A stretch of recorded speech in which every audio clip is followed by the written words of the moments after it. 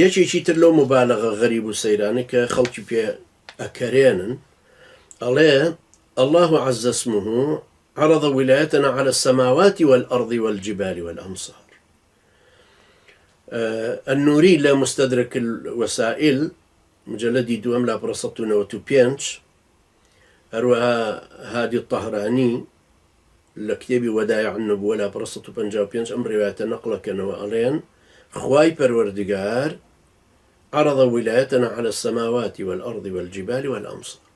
ولايتي سيدنا علي ولايتي الشيعي نشاني آسمان كانوا زويو تشياو ناوچە وڵات و داروبەر هەمووی داوە کە هەمویان پێویستە باوەڕی پێ بێن و قبوڵی بکەن. هەروەها ڕوايەتێکی تری هادی طهراني هەناوێتی وڵێ تدل بعض الروايات على أن كل نبي أمر بالدعوة إلى ولاية علي. هەموو ڕوايەتەکان لەسەر ئەوەن کە هەموو پێغەمبەرێک فەرمانی داوە بەوەی کە خەڵکی بانکی هەشت بکرێ بۆ ویلایەتی سيدنا علي.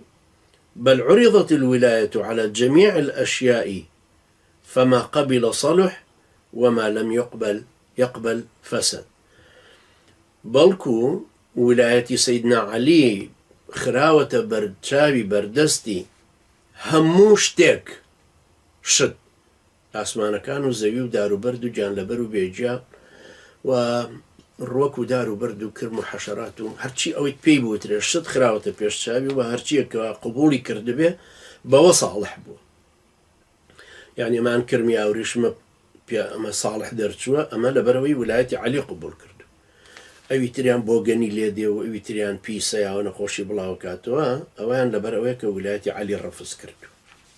ئەلەم خرافات و دەجەلە بەم ڕیوایەتە بێسەنەدانە کە هەر قسەی هەلق و مەلەقە یعنی کە ئەبینین هیچ دلیلێکی نییە. چێ ئەمەمان بۆ سەلمێنە کە سەیدنا نوح بە قەومەکەی خۆی فەرموو ئەوە بزانن لە آخر زەمانە آخر پێغەمبەر دێناوی محەممەد عەلەیهی سەڵات وسەلام دوای ئەو ئامۆزاکەیە بێ بە وەلی ئەبێ بە ساحەبی خەلیفایەتی لە دوای ئەو باوەڕی پێبێنن لە ئێستاوە.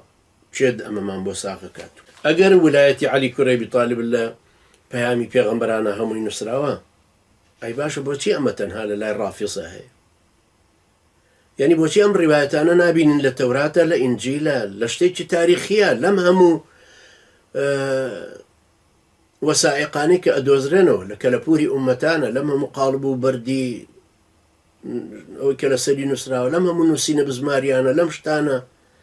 یعنی بۆچی ئارا فەلسەفیەکانی پێش ئیغریق و ڕۆمان وەگی فیثاغۆرسی ئەسکەندەریەی مەسر ئەدۆزرێتەوە و لەسەری ئەدوێ و ئێ باشە بۆ هیچ شتێک نادۆزرێتەوە لەسەر ویلایەتی عەلی. هەر لەسەر ئەمەشە کە تەبعاً ئەم قسەی کە هەتا ئەم پرسیارشکە کردم ئەمە پرسیاری هەندێک هەر لە شیعە عەرەبەکانەکە پرسنەگەر ئەمە ڕاستە ئەی بۆچی لە ناو یەکێک لەم ئەهلی دیانەتانە شتێکی وان نەبوو.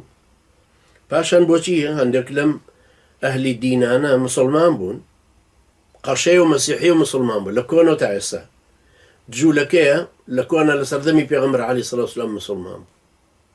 نابێ ئەمە ئیشارەتێکی پێ بدا بڵێ کاکە ئێمەش لە تەوراتە بینیمانە ویلایەتی عەلی. بەڵام ئێستا بەم ڕیوایەتی درودەلەسانە باسمان بۆکەنەوەڵا کەشتیەکەی سەیدنا نوح کە وەستا لەسەر چێوی جوودی لەبەرەوەی لە چێوی جوودی نووسرا بوو لا فتى إلا علي ولا سيف إلا ذو الفقار بويا لوي نيشتو. هم خرافات دجلة كا بناوي دروس يكن بوي أما بسلمين.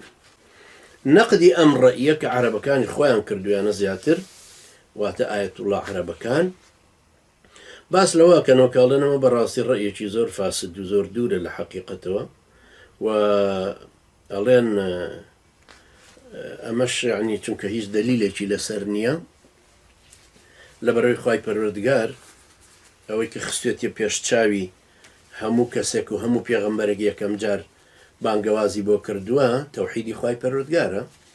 یعنی هەموو بێ خوای پەروەردگار بە یەک بناسین چون خوای پەروەردگارە فەرمێ وما أرسلنا من قبلك من رسول إلا نوحي إليه أنه لا إله إلا أنا فاعبدون. ئێمە بۆ هەر پێغەمبەرێک پێش جەنابەت کە وحیمان ناردووە ئەمەمان پێ ڕاگەیاندون کە لا إله إلا أنا فاعبدون. هیچ خوایەک هیچ شتێک نییە صیفەتێک بەڕادە و بڕێک بە چۆنیەتی و شێوازێک صیفەتی خوایەتی بەسەرا بێ ئیلا خوای پەروەردگار نەبێ كوابد أو بفرست. هروها فرمي ولقد بعثنا في كل أمة رسولا أن يعبدوا الله واجتنبوا الطاغوت. همو پیغمبران من بم پیامون نردو که أن اعبدوا الله خواب ناس نبي پرستن واجتنبوا الطاغوت دور كونه تخني طاغوت نكون. طاغوتيش شيطان وبتو أو كسيك خوي بخوادانا أي قبوليتي خواتي بك هروها أو كسيك تحاكمي بوأكن. وكل آياتي 64 سورة النساء باسكا فرمي يتحاكمون إلى الطاغوت.